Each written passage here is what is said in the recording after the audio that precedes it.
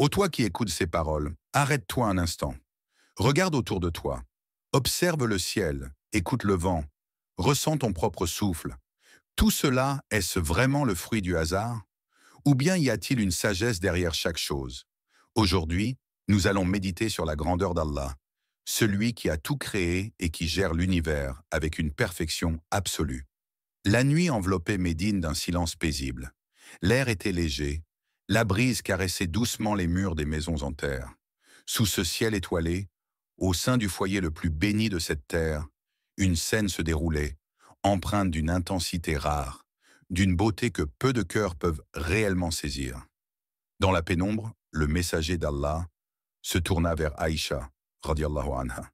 Sa voix douce et respectueuse brisa le silence. M'autorises-tu à passer cette nuit en adoration? Aïcha, radiallahu anha, émue par sa demande, lui répondit avec amour. J'aime être avec toi, mais j'aime encore plus ce que tu aimes. Alors, sans un mot de plus, il se leva. Il fit ses ablutions, laissant l'eau fraîche glisser sur ses mains bénies, lavant chaque parcelle de sa peau avec cette intention sincère qui faisait de chaque geste un acte d'adoration. Puis, il se dirigea vers son lieu de prière et leva les mains vers le ciel. Les premières paroles du Coran franchirent ses lèvres, brisant la nuit d'une lumière invisible aux yeux, mais éclatante pour les cœurs éveillés. Il récitait, et avec chaque verset, son cœur semblait s'ouvrir davantage, laissant couler un flot de larmes silencieuses. Son visage s'inclina, et bientôt, ses joues furent inondées de pleurs. Ses larmes, glissant le long de sa barbe, s'écrasèrent sur le sol froid. Il pleura longtemps, si longtemps que la terre sous lui devint humide, si profondément que la nuit elle-même sembla se charger d'un poids sacré.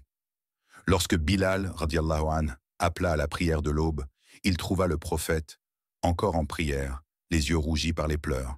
Aïcha, radiallahu anha, troublée, lui demanda « Ô messager d'Allah, pourquoi pleures-tu ainsi alors qu'Allah t'a déjà pardonné ?» Il leva les yeux vers elle, et dans son regard brillait à la fois la gravité et l'amour. « Un verset m'a été révélé, dit-il. Malheur à celui qui ne médite pas dessus. » Puis il récita « En vérité, dans la création des cieux et de la terre, et dans l'alternance de la nuit et du jour, il y a des signes pour ceux qui sont doués d'intelligence. » Coran 3:190.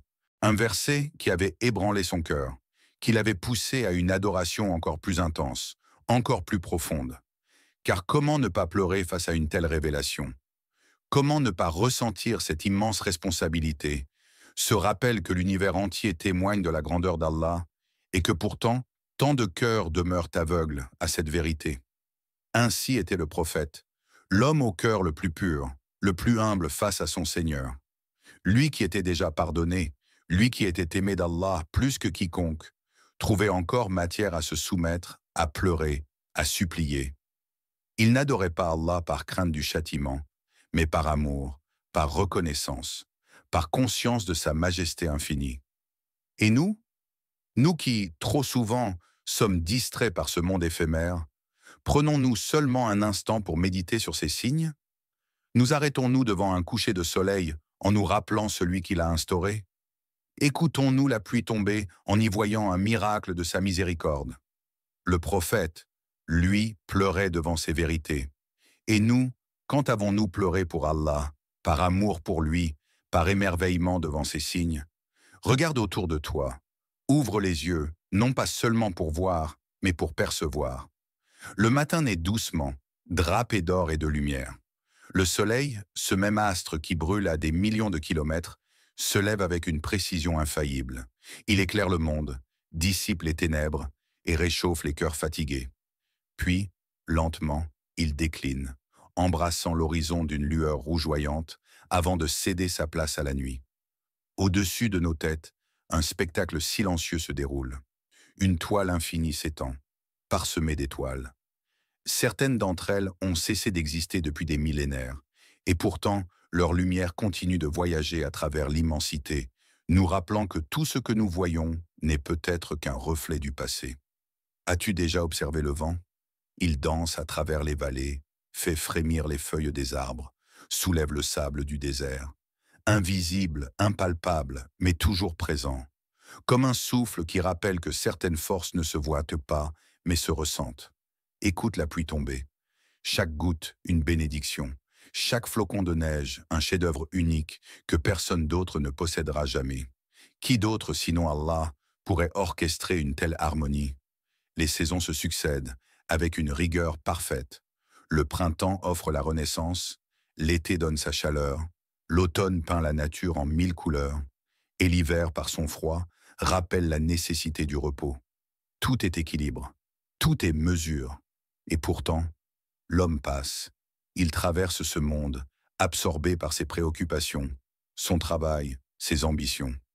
Il regarde sans voir, il entend sans écouter. Il oublie que chaque lever du soleil est un miracle, que chaque souffle est une miséricorde, que chaque battement de son cœur est un rappel que la vie ne lui appartient pas. Allah nous invite à observer, à méditer. En vérité, dans la création des cieux et de la terre, et dans l'alternance du jour et de la nuit, il y a des signes pour ceux doués d'intelligence. Coran 390.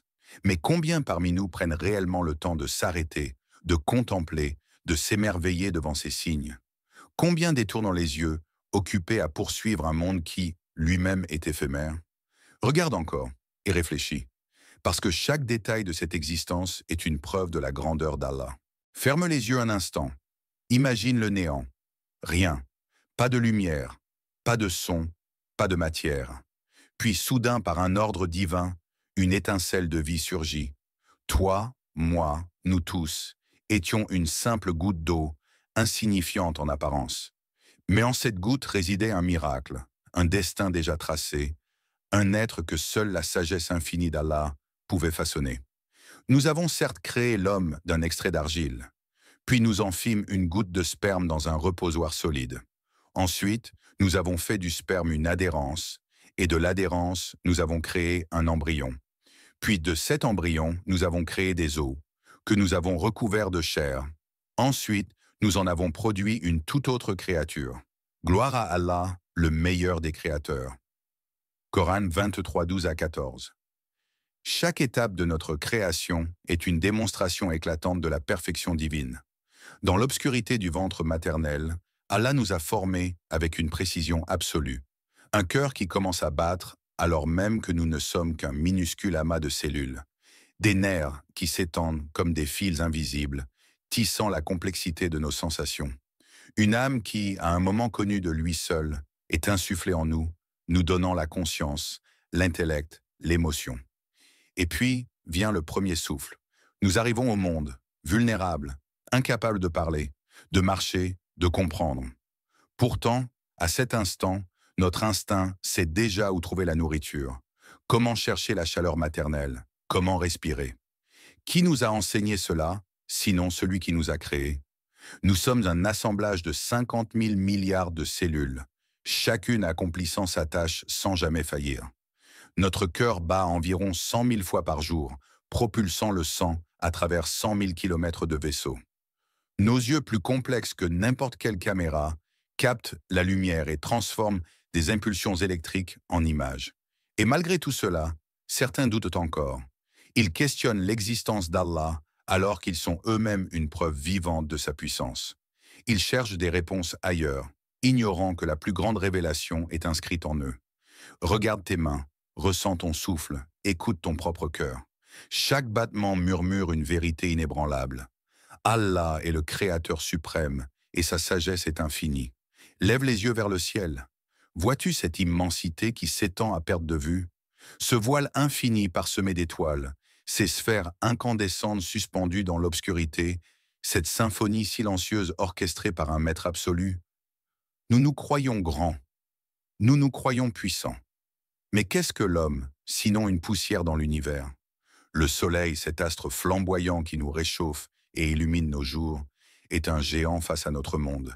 Il pourrait contenir plus d'1 million de terres, et pourtant, dans l'immensité cosmique, il n'est qu'un simple grain de sable. Notre galaxie, la Voie lactée, abrite des centaines de milliards d'étoiles. Et elle-même, un point minuscule perdu parmi des milliards d'autres galaxies, flottant dans un espace si vaste que notre esprit peine à le concevoir. Allah dit: « La création des cieux et de la terre est plus grandiose que celle des hommes. Mais la plupart des gens ne savent pas. Coran 40-57. Nous, les humains, nous nous débattons dans nos soucis quotidiens.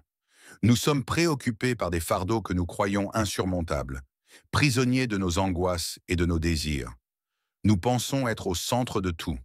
Mais si Allah gère l'infiniment grand, si sa volonté maintient en équilibre ces mondes que nous ne pouvons même pas compter, ne peut-il pas, avec une facilité encore plus grande, apaiser tes peines et dissiper tes doutes?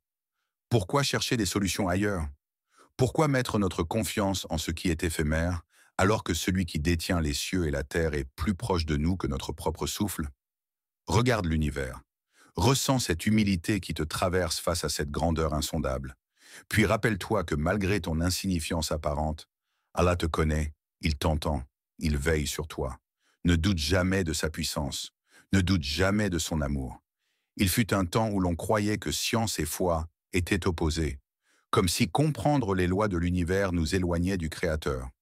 Mais au fil des siècles, les plus grands esprits, ceux qui ont creusé le plus profondément dans les mystères du monde, ont tous abouti à la même conclusion. Derrière chaque loi physique, chaque phénomène biologique, chaque étoile dans le ciel, il y a une intelligence supérieure, un ordre parfait, une main invisible. Pasteur disait, « Un peu de science éloigne de Dieu, mais beaucoup de science y ramène. » Newton, celui qui a décrit la gravité, affirmait, « Cet univers merveilleux ne peut être que l'œuvre d'un être suprême. » Et nous, qu'avons-nous découvert ces dernières décennies? L'expansion de l'univers, un concept que l'astrophysique moderne a prouvé, était déjà annoncé dans le Coran il y a 1400 ans. Et quant au ciel, nous l'avons construit par notre puissance et en vérité, nous l'élargissons. Coran 50 et 1,47. Les scientifiques ont observé que les galaxies s'éloignent les unes des autres, confirmant que l'univers grandit continuellement. Comment une telle connaissance pouvait-elle être révélée à une époque où personne ne disposait des télescopes ou des outils d'astronomie avancés? Prenons un autre exemple, la formation de l'embryon humain. Au 7e siècle, on ignorait tout du développement fœtal. Pourtant, Allah a révélé « Nous avons certes créé l'homme d'une goutte de sperme mêlée pour le mettre à l'épreuve, et nous l'avons fait entendant et voyant. » Coran 76.2. Aujourd'hui, la science nous apprend que l'ouïe se développe avant la vue dans le ventre maternel, une vérité que le Coran avait déjà mentionnée. Et que dire des montagnes, dont les géologues modernes affirment qu'elles agissent comme des stabilisateurs pour la croûte terrestre? Allah l'a annoncé, et nous avons placé sur la terre des montagnes fermes, afin qu'elles ne s'ébranlent pas avec eux. Coran 20 et 1, 30 et 1. Alors, la science est-elle un obstacle à la foi? Ou bien est-elle une confirmation de la sagesse divine? Chaque nouvelle découverte, chaque vérité que nous pensions inconnue, était déjà inscrite dans le livre d'Allah. Loin de contredire la foi, la science ne fait que nous rapprocher du Créateur. Les savants qui ont pris le temps d'observer et de comprendre l'univers sont arrivés à une évidence. Ce monde n'est ni le fruit du hasard, ni une mécanique sans but. Il est une œuvre magistrale, régie par une sagesse infinie. Et pourtant, combien de cœurs refusent encore d'y voir un signe? Il y a des vérités qui se révèlent à ceux qui cherchent sincèrement, des signes qui s'imposent à l'âme comme une évidence. L'univers nous parle de l'infinie sagesse d'Allah. Le corps humain est une preuve vivante de sa puissance. L'histoire des prophètes témoigne de sa guidance. Et le Coran, ce livre qui traverse les siècles sans perdre une once de sa lumière, est la plus grande invitation à la réflexion. Mais encore faut-il vouloir ouvrir les yeux. Encore faut-il avoir l'humilité de reconnaître que nous ne sommes que des serviteurs. Allah a dit, « Ne parcourt-il pas la terre en ayant des cœurs pour comprendre et des oreilles pour entendre? Ce ne sont pas les yeux qui s'aveuglent, mais les cœurs dans les poitrines. » Coran 22-46. Combien d'hommes voient dans les signes sans les comprendre? Combien entendent la vérité sans jamais l'écouter? Le premier mot révélé au messager d'Allah fut « lis », non pas « obéis », non pas « prosterne-toi », mais « lis », parce que l'islam n'est pas une soumission aveugle, mais un chemin vers la connaissance et la compréhension. Lire pour comprendre pour aimer, aimer pour se soumettre. Se soumettre à Allah, ce n'est pas renoncer à sa liberté, c'est s'en libérer. C'est se délester du poids des illusions, des attentes du monde, des angoisses de l'ego. C'est comprendre que nous ne possédons rien et que tout appartient à celui qui donne et reprend.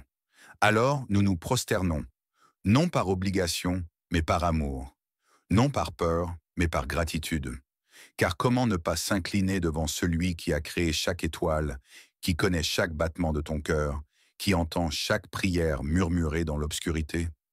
Et prosterne-toi et rapproche-toi. Coran 96, 19. Dans la prosternation, il n'y a ni fardeau ni contrainte. Seulement un abandon total, une paix que rien d'autre ne peut offrir. Allah est proche, plus proche que ton souffle, plus proche que ton propre être. Il n'attend qu'une chose, que tu viennes à lui. Et lorsque tu t'abandonnes à sa volonté, tu réalises que tu n'as jamais été aussi libre. Ô toi, le Très-Haut, l'infiniment sage, celui dont la lumière dissipe toutes les ténèbres, nous nous tournons vers toi, les cœurs emplis d'humilité et d'espoir. Tu es celui qui a façonné l'univers, qui a ordonné aux étoiles de briller et aux océans de se déchaîner. Tu es celui qui fait tomber la pluie sur une terre aride et qui insuffle la vie là où elle semblait perdue.